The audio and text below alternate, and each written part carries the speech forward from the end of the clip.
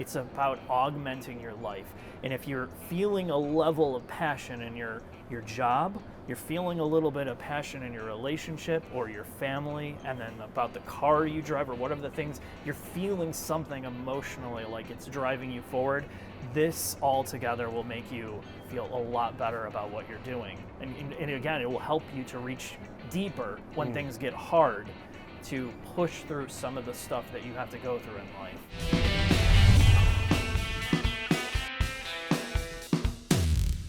So Mark, first time you and I are together on camera. Yes. In your hometown. Yeah, it's the Chicagoland suburbs. So yeah, representing here at the Chicago Auto Show this year. So should I feel honored that you drove all the way into the city to sit with me and talk to me? No, you shouldn't. You're going to be gravely disappointed by the time we're done with this, I'm sure. So we have to give a little history here as to why we're having this discussion. Yeah. So you kind of came onto the scene, and I was like, yeah, this guy, he's interesting. He talks real slow. He's very honest about his opinions. That's what I love about your videos, because very few people like you and I, where we're like, if we don't like a car, we're very honest about it, but we don't come out and say this is a pile of crap and then walk off camera. Right. Yeah. We say the engine's decent or the design could use some work. But the thing that stood out, you and I have the exact same philosophy on cars and money. You put out a video a couple of years ago about car finance and lease and all that kind of stuff, and I'm like, here's one of the few people that not only understands where I'm coming from here, but understands this is more than just cars. It's about how good about you want your life to be. Right. So I had a friend of ours, a mutual friend of ours, connect us, and that's what we first chatted about. So what I wanted to do today was to sit on camera with you, talk a little bit about what our philosophy is here, but more importantly, not you should be doing this or you shouldn't be doing that, but how you got here and the why we feel the way we do about finance and lease on cars. I think with the internet, it's a blessing and a curse. There's a lot of garbage information. You have to sort through it to find decent stuff, but it's also, if you can help not make certain mistakes by living vicariously through other people or experiencing things through other people, it's a big bonus. I wish I had that when I was younger, to be honest. Like, it would have helped a lot, skipping certain steps. Let's start at the root level of the problem. What's your stance on financing and leasing for vehicles? In the current era, it's really straightforward. One, things are vastly too expensive for what they are, and almost all of these products that people are buying do not hold their value. Like, you're buying a depreciating asset to an extreme level, and depending on what segment you're in, it's worse than others. And clearly a RAV4 is not going to be as bad as buying a Porsche Taycan or like some other modern luxury vehicle. So there's levels of where you want to commit and knowing when to buy and when not to buy, and what product when to buy and not to buy it. So that's kind of my fundamental feeling towards it. So you have to be really careful about what you're committing to and how much you're committing to, because there's the family side, what's good for you long term, there's what's good for your family, your future, your financial security, and then there's the enthusiast side of like, buying a car is an experience for me. I don't need it, but I want it, and how much am I going to sacrifice to have that experience in my life? And I think and a lot of people know this, we go out, the human experience is to go out and do certain things. If we did everything sensibly, we wouldn't live life. So there's that balance of what are you going to risk? And I would say most cars are not worth the financial pitfalls of buying something and then throwing away like $20,000, $30,000 on something that you're not getting anything back on. And there's something that's sold to us in terms of this consumeristic ideology with new cars that it's going to make your life better. In some cases, some cars do, but most cases, a couple of years down the road, you're like, maybe I shouldn't have done that, and that's what I try to get across in my videos, is like, keep it in perspective of what it is. It's a shiny object. How married do you want to be to that object, and how much are you willing to sacrifice to do that? To the average guy, the guy that, like you and I, we're broken. We are broken car guys. Yeah. We have probably bought stupid cars in our time. I know you and I actually owned the same car at the same point. Right. I just had a convertible. You had a hard top. Yeah.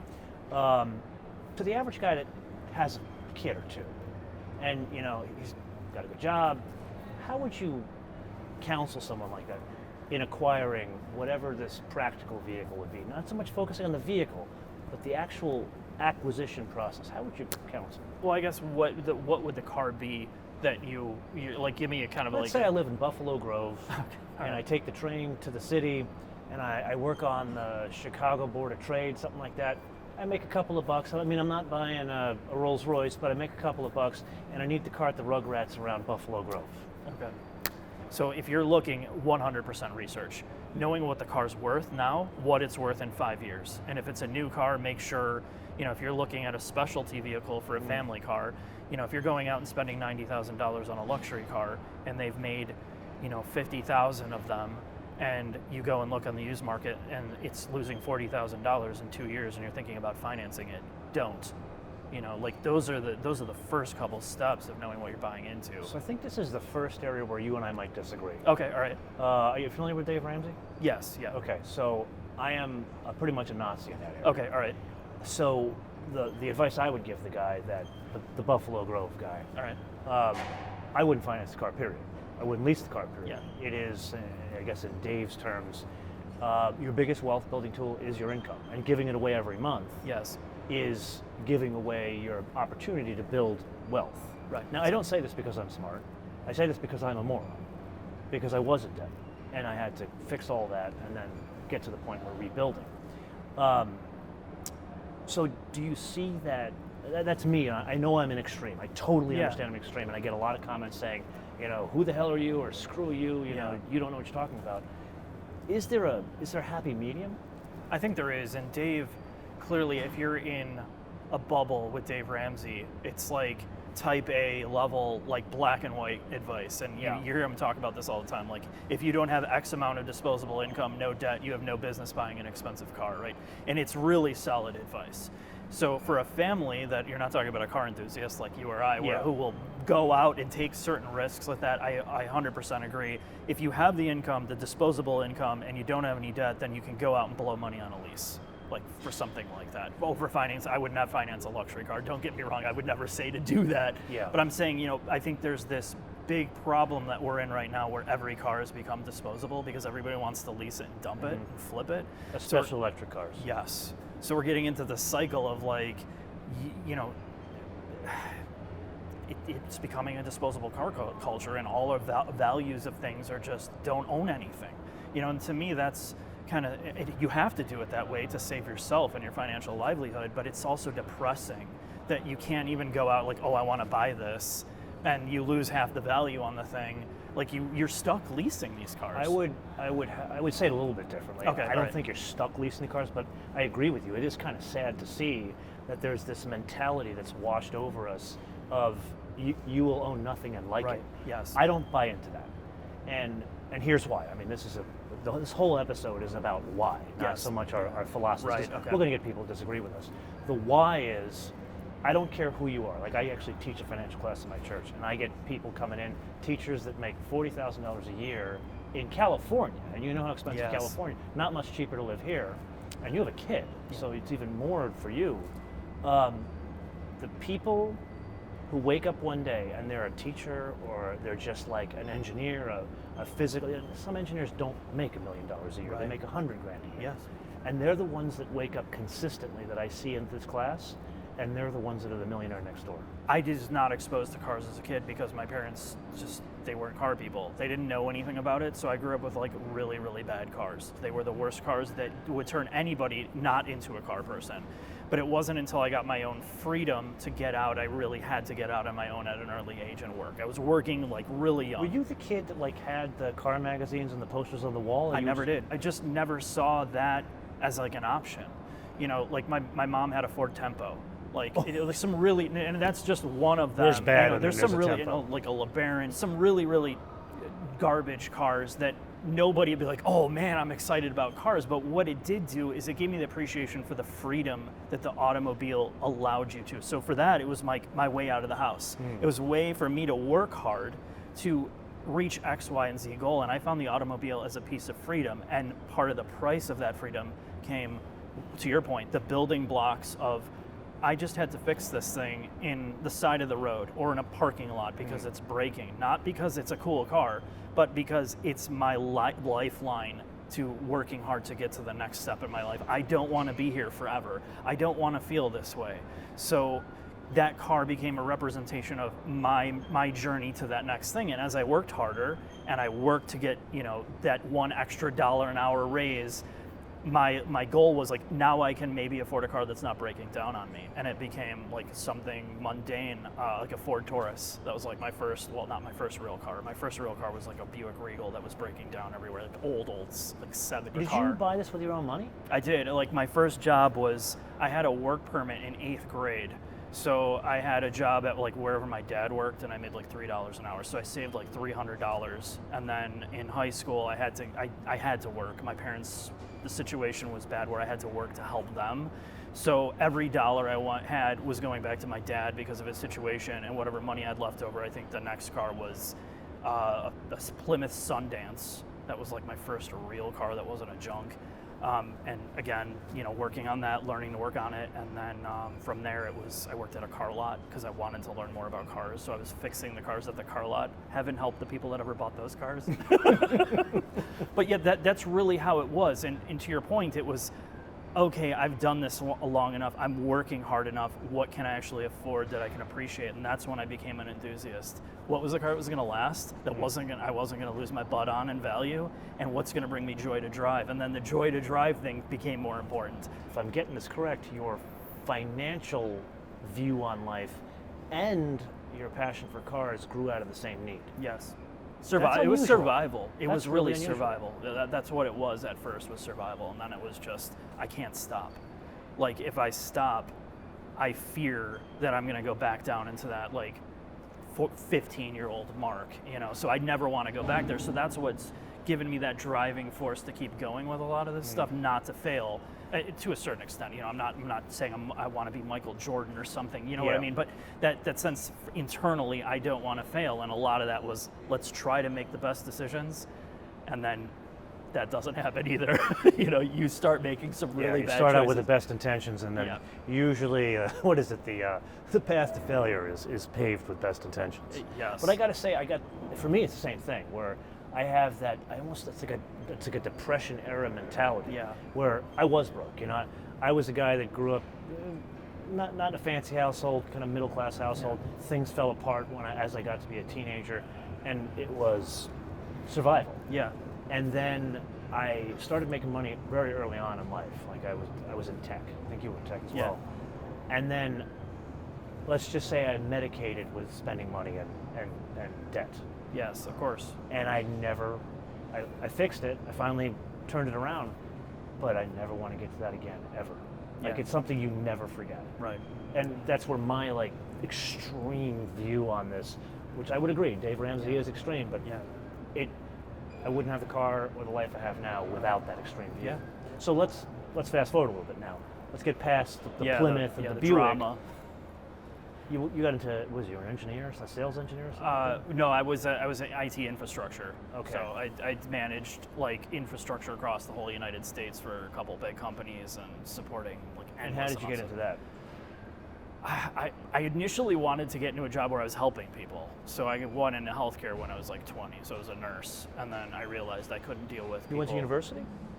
Just local university, Northern Illinois. Mm-hmm. So that led into a job in doctor's offices and then hospital system. And I saw it for 3 years and I had to get out of it. Even the doctors I work with, dude, you got to get out of this. Mm-hmm. You're going to be miserable. You're not going to make the money you want to make, and they saw kind of where I was, my trajectory.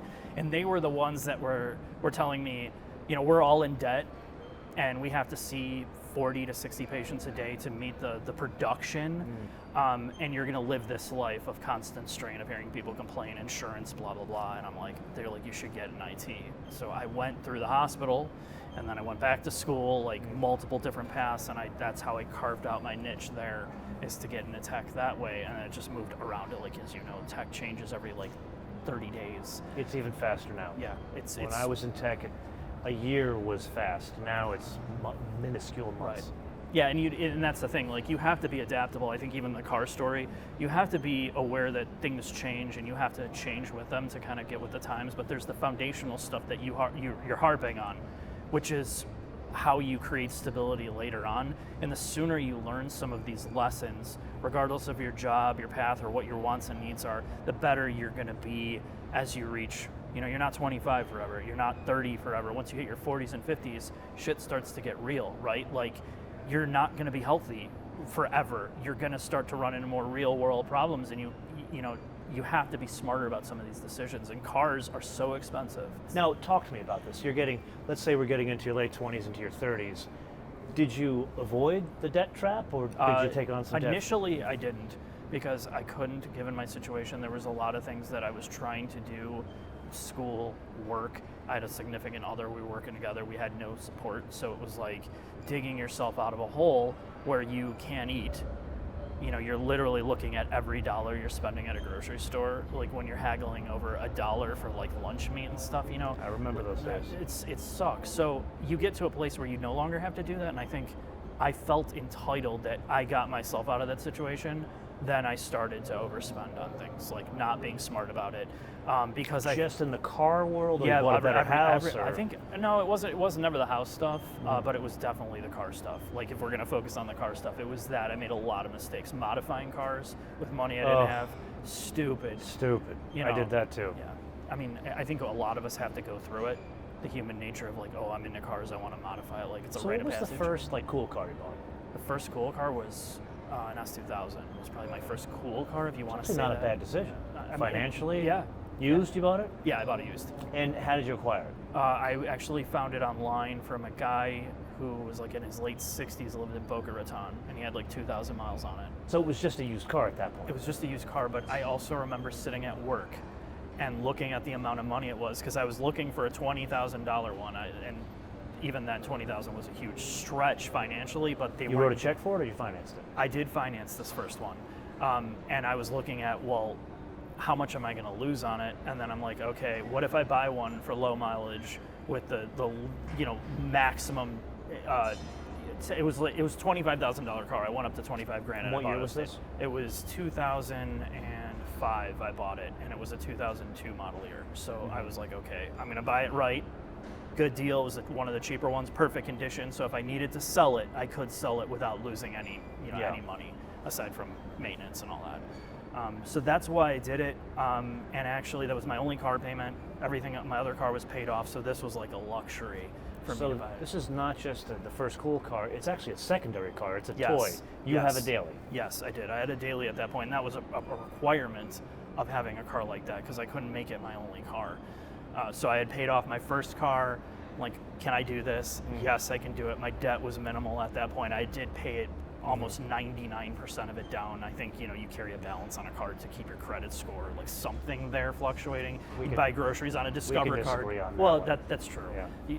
It's a good point. You can look at it that way too. But yeah, I had my Discover card at the time with cash back. I'm like, well, I'm going to buy my groceries on it. And then I paid it off, and you get like 2 cents. Yeah. It was stupid. Oh, I used to do that game. I was a junkie for the airline miles. Yep.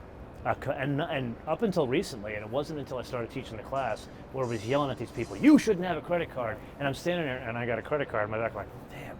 So I call the credit card company. I'm like, hey, I got to cancel the card. And you know how they're like, we can't lose this guy. Yeah. So they're like, we'll give you 90,000 miles. And I'm like, can't do it. Then they put you to another guy, give you 100. It was like the last offer was like 200,000 miles. Oh, wow. It was crazy. Wow. Okay. And finally, I say to the woman, I'm like, have you ever heard of Dave Ramsey? She goes, I'll cancel the card. It was hard because they knew I was a junkie. Yeah. And it wasn't even about the miles at that point, it was about the currency exchanges. Yeah. The card you didn't pay for the FX. Right. And I figured a way around it. I will admit, not having a credit card, it does make things more difficult in life. Yeah. But overall, I will tell you, it makes the management of your life significantly easier, and you do build wealth quicker. I do agree with that 100%. I think you get to a certain place where you don't need it, and you're fine. You don't. You're and most people will say, we'll get the comments here saying you guys are idiots, you rich assholes driving an X7 and whatever you got. Yeah. I promise you, it changes your life, and you'll get to the point where you're not making a decision of should I finance the BMW or the Mercedes. You'll get to the point of, you know what, I think I want to get a GT4. Yeah. And you can. Right. That's the difference. Yeah. Or I want to take my wife on a cruise and not have to pay for the drinks package. I want to get the one that's all inclusive. Right. Anyway, let's get back to the point. So, you're how old at this point? You get I'm 45. No, back then. Yeah, I was 45 back then. He's an old man. I was probably like 24, 25 So that's awesome. So you're 25. You came, it's not like you had this great background where you had some money given to you. You started from scratch. Clawed out of like hell. And you're 25 and you have 2 cars. One's a toy and you realize you need to have the practical car. At what point, so what happens after that in this journey? I think, my significant other at the time decided she wanted to, because she was struggling with what she wanted to do, and she tried to get in school and couldn't get into school, like the job that she wanted to get into, and then at that point she moved into a different career path, so, mid-20s, and now she wants to go back to school, full-time. And it kind of changed the perception of, what you're going to do financially, what's the smart thing. So at that time, I'm, really conservative. I'm like, I don't know if I could float if she went to school full time and didn't have any income. I can't afford to carry this car safely, right? So I sold it and I made money on it. I actually made like $1,000 off of it, even after 2 years of owning it. At that point, it's still just a used car. Yeah, it's not right. what it is today. Right. And I had good luck doing that today, unless it's a specialty car. Mm-hmm. So I got out of it. I was really disappointed because that was something I worked for, right? That's where you were talking about, I wouldn't say it's a drug, but it's a car person thing. I tied that car was a symbol of all the work that I put in. It was almost tied to an identity, at that point, I can't believe we've just found out that Savagegeese is a romantic. Yeah, I know. And I think this, certain things in your life you associate with that time of your life. Oh, right? absolutely. There's nostalgia built into it. There's more. It's more than just that object because you placed something on it, and that was one of those times in my life where I definitely put more weight on it than what it really was. But I also didn't set myself up for failure with it. It was one of the better decisions I made, and it was for the better of my life at that point in time. Okay, I'm doing this because the long term is she's going to get out of school, have a good job, and we're going to be stronger financially, and stability is better than sitting looking at a convertible that I don't drive all that much. Let me ask you a question. We've determined you're an old man at this point, Yeah, and right. you're a father. Yeah, I'm 90 years old. Well, having a kid that does double your age. Yeah, definitely. And you do drive a practical car now. I drive a more practical car, yeah. Yeah. Don't you have an X7 at this I point? do, and I really desperately want to sell it. I'm surprised you bought that, but that's a discussion for a different day. That's We'll get a to that. stupid decision is what that was. The LC was so perfect. Yeah, it was. You should have never sold that car. It was, again, I think there's a cutoff in my life where I played it so conservative for so long, and namely when I had a career job before I got into doing this. I think when I got to this, I cashed out of my career. I'm like, I'm going to do this. I've always wanted to do it. Not the car stuff, the video stuff, and then the car stuff obviously was secondary. And then that's when I started to reboot some of the bad decisions, because I'm like, I can get away with some of this. I can get away with doing some of this stuff that I wouldn't been able to before. And I've gotten more risky in some of my decision making. We're not talking about I'm not going on a cocaine bender. And so no hookers and blow. Right. Yeah. But the car stuff has gotten more stupid and more risky. And for a few years, it was okay, I can get away with this. And now you can't get away with making certain mistakes. You just don't recover for them. So I'm learning a hard lesson. And I think some of it's the business making decision, because you're trying to, this is a business, right? You're trying to run a business, and you're trying to do something that you really want to do, that you're passionate about, the creative part, or the hobbyist part, like the car part, right? And I get to do everything at once, and it's I can do all of this. And now I'm kind of having to go back to the way that I started, going back to the roots of being more conservative, being smarter about my decision making, learning that some of these decisions are not worth it, that there's no payback for doing it. That's a hard one to rein in. Whether it's you or through your group of friends, have you seen, are there people that actually learn the lesson by looking at other people's lives? Sometimes. Yeah, see, I think it's rare. I think it is this guy. Jack is... He does. Jack collects degrees like other people collect stamps. He's marrying a doctor. The only problem with this guy is you put a cheese plate in front of him.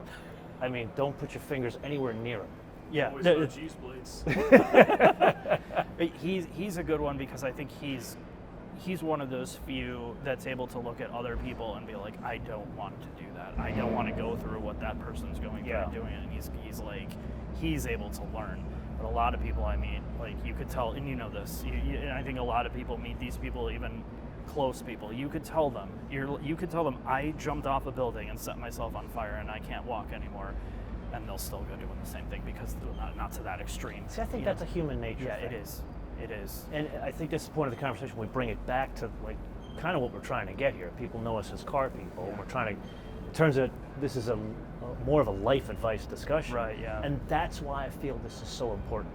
That's why I feel taking on foolish debt for something, as you said. I wish I had come up with it.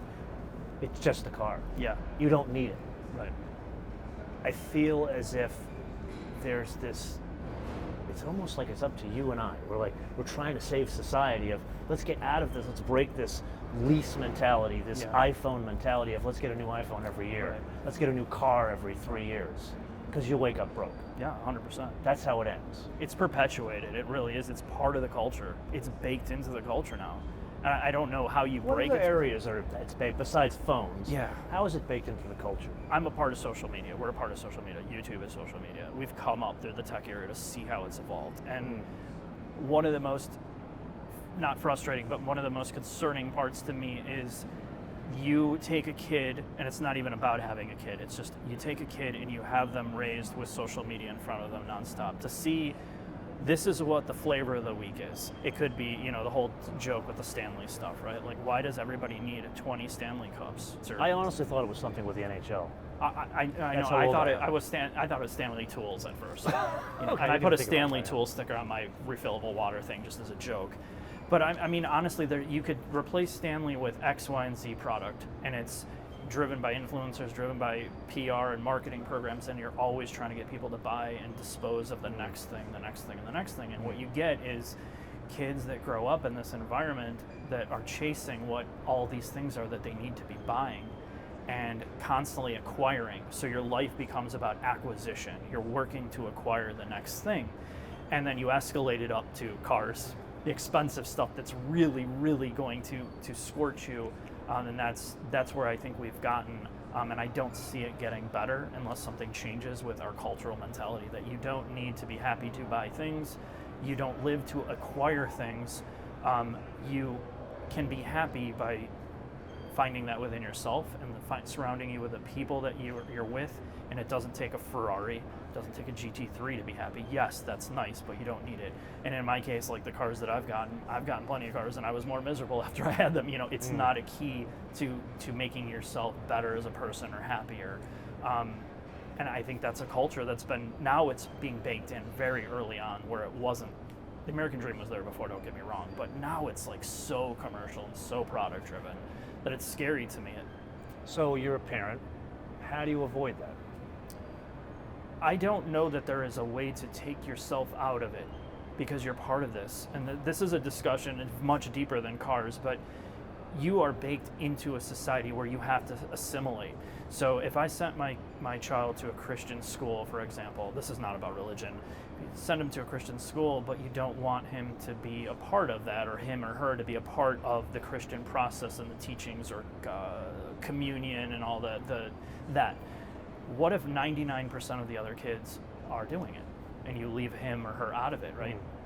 They're going to be the odd man out. So a lot of this is about cultural assimilation and trying to fit into the society that you're a part of. You can't just be the only person denying it. Otherwise you become not a part of that system. And it's really hard in the case of raising a child. You can't keep a kid away from social media, right? You can't keep them out of like certain things because eventually they're going to be exposed to it or be on the outside of it, which is almost more dangerous than understanding the people that you're with, understanding it and connecting with the person next to you, why you are, where your background is, and accepting that for what it is and becoming a part of that helps to be a part of the solution instead of distancing yourself away from everything. I don't like this, I don't like that, I don't believe in this, I'm gonna stay over here, and you create this cultural divide. So there's a way of being a part of it, I believe, and allowing that assimilation to happen with a kid and showing them, trying to guide them of this is what people do, and it's okay that people make this choice. That doesn't mean you have to do it to be happy. And this doesn't mean you have to do the same thing. And then you have to trust that some of those things that you're baking in are strong enough where they can cut and read between the lines, right? Mm-hmm. Like decide what right and wrong is. And I think it's something that every parent struggles with. And it's also a part where they have to become the person they are. But you know this, you're set a person on, regardless who it is, it's really difficult to, for people to succeed with all the trappings that we have in our society. Maybe I don't want to say control, but take the kid out of it and take that opportunity to parent, really invest time, Right. not money, Yeah. time in teaching moments. That's right, that's wrong, or let them fail, but then use it as a teaching moment, and then hopefully when they're off on their own, they take those and apply it to this effectively culture war we're talking about. Is that possible in today's day and age? I don't think there's a yes or no to that, and I hate to be like that person. I think you can have all the right intentions, and I grew up with some really, really bad stuff that's happened to people around me and to myself, and I've seen some really horrible things. And I've seen those parents that saw their kids do heinous things, and they never would have told you, this is how I taught them to be. Mm-hmm. You know, this is not what I taught them to do, and they did them. You know, I'm not deluded into thinking that people are not going to go out and do things that you never intended them to. And So bringing it back to your story, it sounds to me as if, and it's funny, this conversation started about don't lease or finance, and it's turned into life lessons. But from what I'm learning now, a lot of the way in which you manage your business as well as your personal life, it sounds like you had a lesson that was a negative lesson.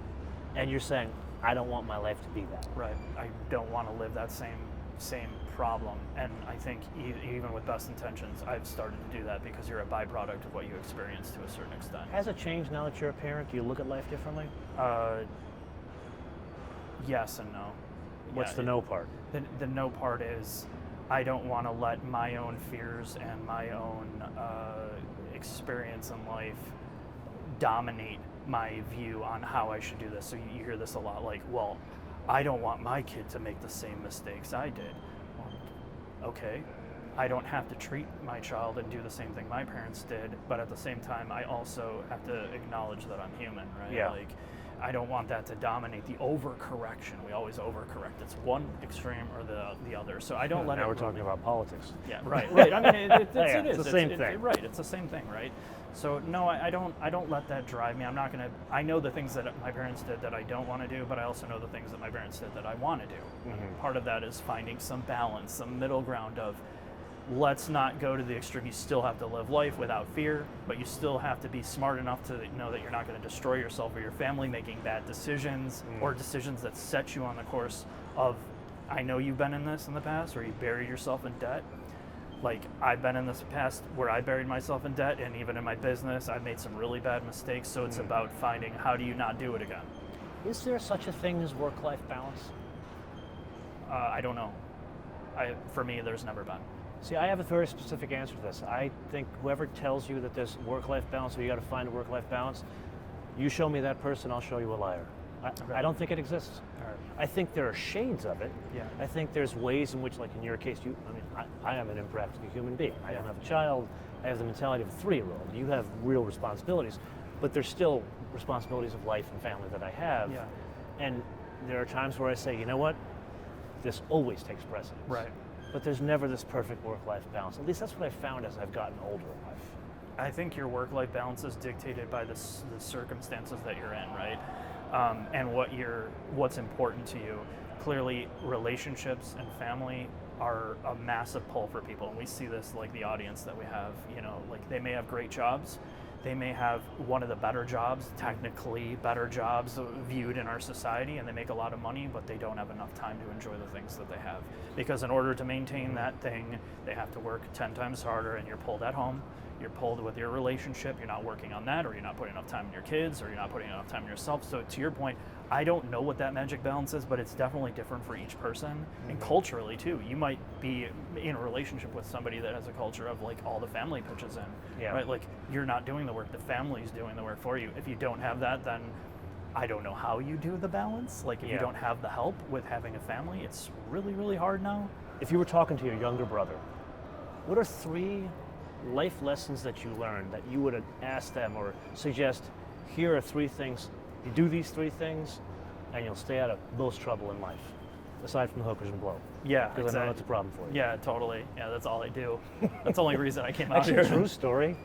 I always use, like the viewers know that I use the term hookers and blow a lot.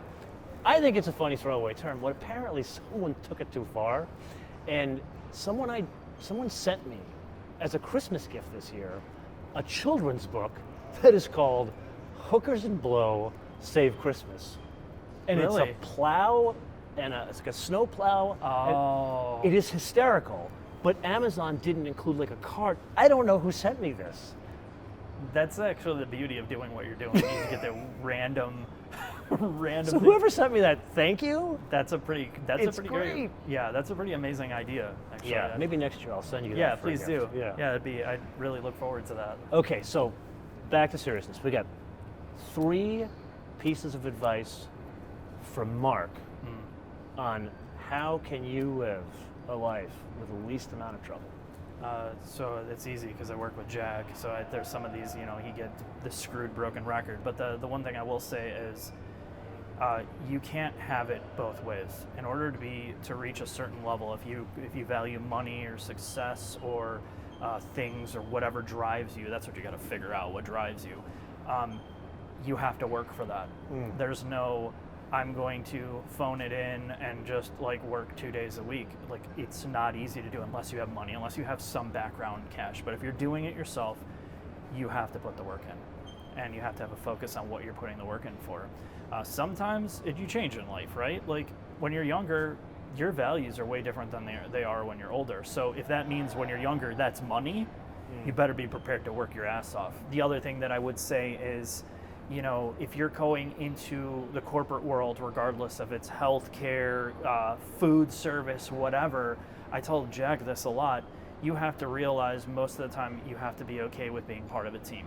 You are one piece of a giant puzzle, right? You're one piece of you're that cog in a gear, and you are not above everybody else, and you still have to find your position to bring value to a job or brand or a company. And once you understand how you fit in with it, and you're not going against the grain, you'll get in a groove. You find yourself in a comfortable place. So don't spend too much time in a position or a job or a place in your life where you're doing this. If you don't see eye to eye with the vision of the top and the way it works down, and even with the people you work with, or your manager, your boss, you're not going anywhere. Do you see that as a systemic problem in today's society? Yes, I do. I think a lot of people don't understand the fundamental part that a lot of the way our job force is structured is you're not above that. And it's a joke with Jack, like the way we approach this is like know your place. Like you have to know your place in the chain of things to be successful. Once you understand that you are this piece of this puzzle and where you fit in and how you can make it better, you fight a path of least resistance that way. And it's helped me a lot move up in my career before I got into this, and it's helped me relate better to a lot of these brands, as you know, in the car world. A lot of these people that work in PR, media, in the executive level, they don't want to deal with any drama. Like they do not want problems. No, they don't. They don't want problems. I'm going to say it. They don't want anything that's even remotely difficult work. If something is extra investment of time, if you are just not the guy that's driving the car, taking one picture and writing 500 words, that is a problem. Right. And you know what? We're going to save that for a different discussion. Yeah, this is I think the next time we talk, I think we're going to kick off with what was the decision process in going from the comfort of the job to 100% full-time Savagegeese. Yeah. I think that's a cliffhanger, but you still owe me a third desperation piece. He wanted to be with Jack, right? Yeah, of course. For those who didn't hear, Yeah. Jack's answer was desperation. Yeah, desperation. You're desperate. I think the third one, if I had to say one, it's find something that you are passionate about. Like, I know it's a cliche. It does sound cliche. It is cliche, but it's like in anything. That doesn't mean that you're always going to be passionate about it. But if you're going into a situation where you actually have some skin in the game, like actually feel like you're a part of this, that you're invested in it, you will reach heights you will never have reached before. And sometimes you're not every place in your life is that way. Even relationships, you may not have the most passion, but let that somewhat guide your direction of the long-term happiness, because that's what we're talking about here with cars, especially, and on the enthusiast side. It's about augmenting your life. And if you're feeling a level of passion in your job, you're feeling a little bit of passion in your relationship or your family, and then about the car you drive or whatever the things, you're feeling something emotionally like it's driving you forward, this all together will make you feel a lot better about what you're doing. And again, it will help you to reach deeper when things get hard, to push through some of the stuff that you have to go through in life, whatever it is. I have to say, I never thought a cranky old man like you would put it so succinctly. That's almost like poetry. I couldn't have described that better myself. It's definitely not poetry. It's Jack. Yeah, Jack. He's the inspiration. He's in my ear. He's reading out of a self-help book. Yeah, he's like, just say this. I mean, in all seriousness, that I couldn't have put it better myself. There's never a time in life where one thing's going really well and everything else is in the tubes. It's usually once things start to gel and come together, that's when life moves forward. Yeah. And negativity, to be fair, like I'm not the most positive person when I'm doing stuff. Really, I had Big no shock. idea. But it's not coming from a place of pure disappointment or it's not coming from a place of pure happiness. Okay, I love you, but I'm going to tell you on camera. There are times when you're talking about a car. I know you don't like it, and I'm like, when did Eeyore start reviewing cars? That's when I know you don't like the car. I've been told that before, that's part of like why people like it and why people hate it. My point is, regardless of what you think about me and my negativity towards cars, a lot of stuff in life is, it's true. It is a mindset. If you carry negativity and anger and everything into it's a cancer. It rots away at you. So it's about trying to find, like, getting that level up where you're feeling, you got to be happy with some of the stuff, or you're just going to have a miserable life. I think you should change your name from Savagegeese to Zen Geese. No, it's definitely not. Jack is probably a whole sitting there. new, like, you could be a life coach at this point. In all seriousness, though, I couldn't have put that last one better myself. So it's basically passion, which it sounds cliche, but it's not a throwaway line. It's understand what it means to be in a team. Yeah. And then you need to do the work. Right. You got to put the work in. And the work is the hardest work is getting up in the morning and looking at yourself in the mirror. You have to be able to look back at really that person. Really hard for Jack to look in the mirror. Well, yeah, with his shirt off.